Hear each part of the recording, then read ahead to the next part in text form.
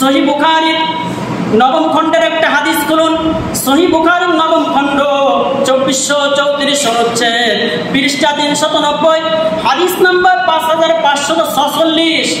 এই হাদিসের মধ্যে রাইসুল মুহাদ্দিসিন হযরতে আবু হুরায়রা রাদিয়াল্লাহু তাআলা আনহু হাদিসটা বর্ণনা করেছেন।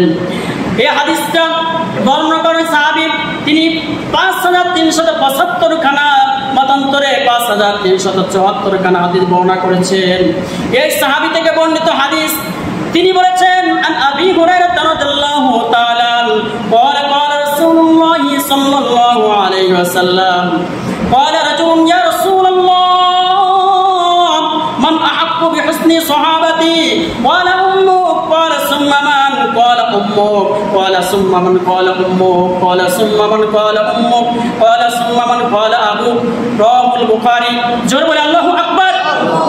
আল্লাহর নবী সাল্লাল্লাহু আলাইহি সাল্লামের কাছে একবার এক ব্যক্তি এসে বলল, ইয়া রাসূলুল্লাহ, ইয়া হাবিবাল্লাহ, আমার জীবদ্দশায় আমি পৃথিবীতে বেঁচে থাকাকালীন সব চাইতে বেশি খেদমত কার করতে পারি? তখন আল্লাহর নবী জনাব মুহাম্মদুর রাসূলুল্লাহ সাল্লাল্লাহু আলাইহি সাল্লাম বলেছেন ক্বালা উম্মুক, তখন বললেন তোমার মায়ের খেদমত করো।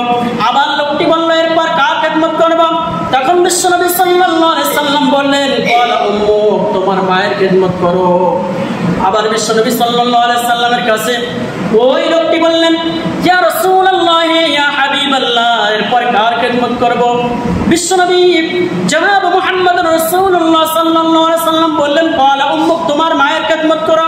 তাহলে মায়ের খেদমতের কথা কয় গুণ বৃদ্ধি করলেন? জোর কথা বলেন, কয় গুণ? 3 গুণ বৃদ্ধি করলেন। এরপর আবার ওই লোকটি বলল ইয়া রাসূলুল্লাহ ইয়া হাবিবাল্লাহ, এরপর আমি কার খেদমত করব?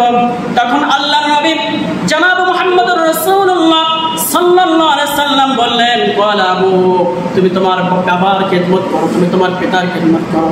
তাহলে পিতার চাইতে মায়ের মর্যাদা আল্লাহর নবী কয় গুণ বৃদ্ধি করলেন?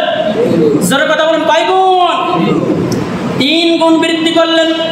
আজকের মেডিকেল সায়েন্স বলছে 20 থেকে 25 ইউনিটের পরে যদি কোনো মানুষ, আমাদের দেখা যাচ্ছে অনেক সময় আমরা অ্যাক্সিডেন্ট করি, বিভিন্ন আঘাতে আমরা জর্জরিত হই, 20 থেকে 25 ইউনিটের পরে যখন আমাদের ব্যথা বেশি হয়, আমাদের যন্ত্রণা বেশি হয়, তখন অনেকে আমরা মারা যাই।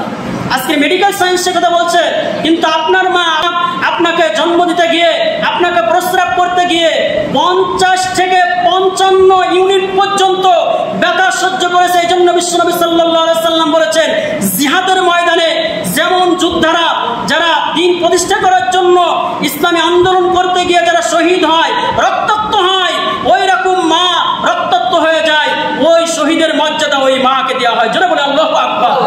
তো আপনার মা আমার মায়ের মর্যাদা যিনি বৃদ্ধি করেছেন তিনি কে? জোরে বলেন, তিনি কে? তো আজকে আমি এই বিষয়টা আপনাদেরকে ক্লিয়ার করে বলছি, খবরদার, খবরদার মায়ের সাথে খারাপ আচরণ করবেন না।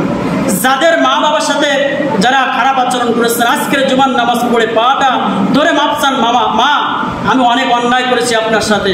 বাবা থাকলে বাবার পাটা ধরে মাপ চান, বলেন বাবা অনেক অন্যায় করেছি, আর না, এখন থেকে আপনাকে আমি ভালোবাসবো, খেদমত করবো, আপনার কি লাগবে আপনার মাকে বাবাকে দিলে কখনো রিজিক কমে যাবে না, রিজিক যিনি বৃদ্ধি করে দেবেন তিনি কে? জোরে বলেন কে?